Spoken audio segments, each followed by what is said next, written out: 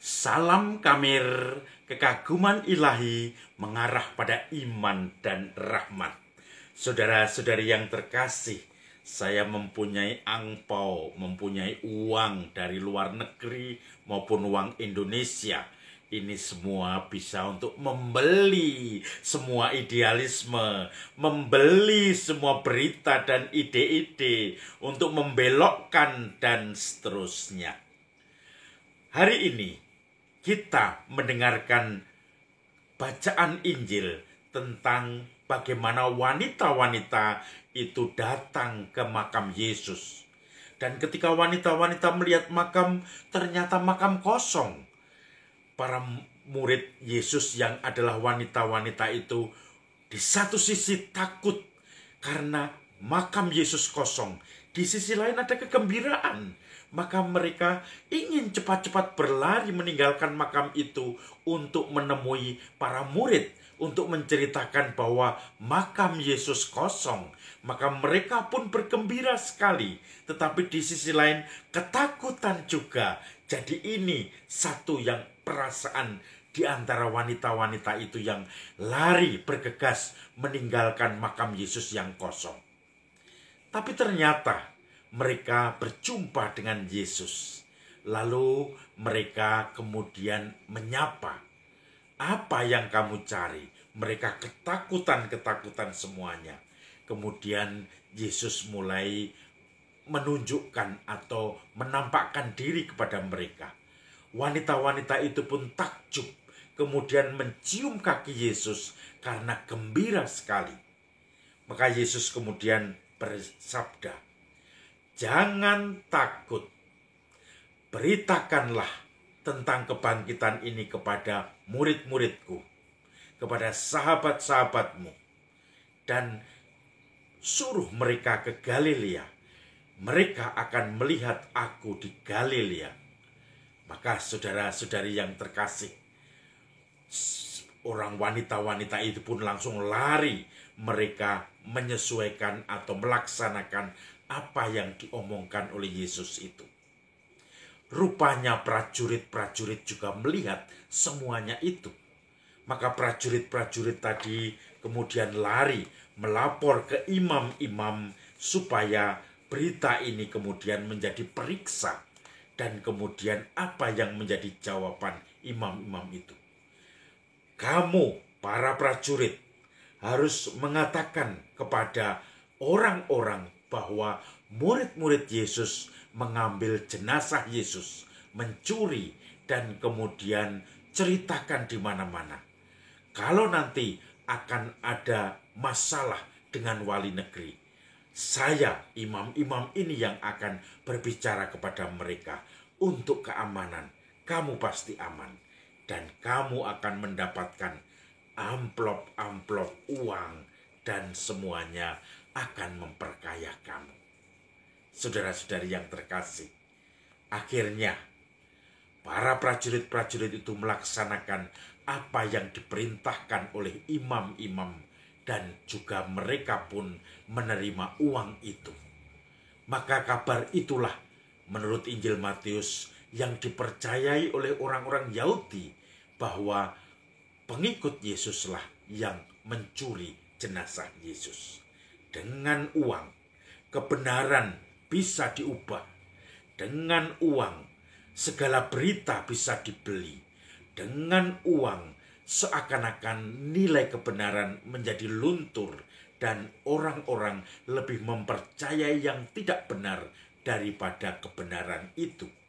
Prajurit-prajurit, walaupun berita ini hanya ditulis oleh Matius di antara Injil-Injil Markus, Lukas, dan Yohanes tidak menuliskan, tetapi itu juga dituliskan Matius. Dan memang berita tentang penyogokan terhadap prajurit-prajurit itu pun dipercaya orang-orang Yahudi menurut Injil Matius.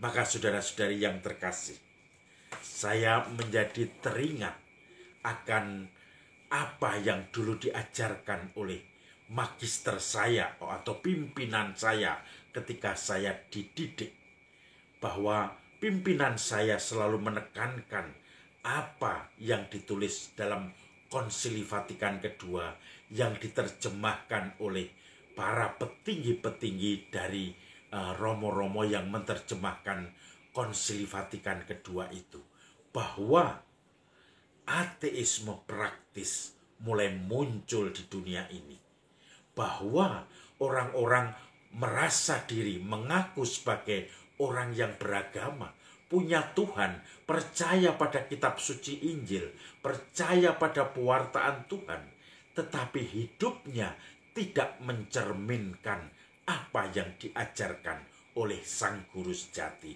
oleh Yesus itu sendiri. Maka pada saat itu banyak kekerasan-kekerasan, walaupun di negara yang mayoritas Katolik. Pada waktu itu banyak penyuapan-penyuapan, yang penting dapat uang. Saya tetap ke gereja tiap hari Minggu, bahkan bisa ikut misa harian. Tetapi kalau saya melihat uang, saya melihat emas, saya melihat apapun yang bisa memperkaya saya, maka Yesus, Injil saya singkirkan dulu, supaya saya mendapatkan hal-hal duniawi yang membuat saya semakin kaya, semakin enak hidupnya, semakin mempunyai pengaruh, semakin mempunyai kekuasaan. Itu yang dinamakan ateisme praktis. Maka Evangelii Nunciandi oleh Paus Paulus ke-6 ingin menekankan dan karena keprihatinan bahwa banyak masyarakat yang menjadi penganut ateisme praktis seperti ini. Waktu itu kemudian Paus Paulus meminta supaya pewartaan dari kita-kita semua yang menjadi pewarta harus menyentuh hati, harus mengubah tingkah laku, tabiat, karakter, sehingga orang-orang yang mendapatkan pewartaan sungguh melaksanakan perintah dari pewartaan sendiri. Tetapi kenyataannya sampai sekarang pun ateisme praktis itu masih berjalan. Orang merasa beragama, orang bisa mengkorupsi anggaran pencetakan kitab suci untuk agamanya. Orang bisa mengkorupsi pembangunan gereja, pembangunan rumah ibadat. Orang bisa mengkorupsi ini itu, padahal dia mengaku menjadi tulang punggung, menjadi garda depan dari ajaran-ajaran Tuhan sendiri. Maka saudara-saudari yang terkasih, cerita tentang imam-imam kepala yang memberi uang prajurit-prajurit untuk menceritakan hal yang tidak benar itu sudah terjadi zaman Yesus, dan ternyata terjadi juga untuk zaman sekarang. Semoga hati kita pun sungguh-sungguh berpatokan kepada kebangkitan Kristus, ajaran-ajaran Kristus, sehingga kita semakin hari semakin sempurna seperti Bapa sempurna adanya. Salam Kamil, kekaguman ilahi mengarah pada iman dan rahmat.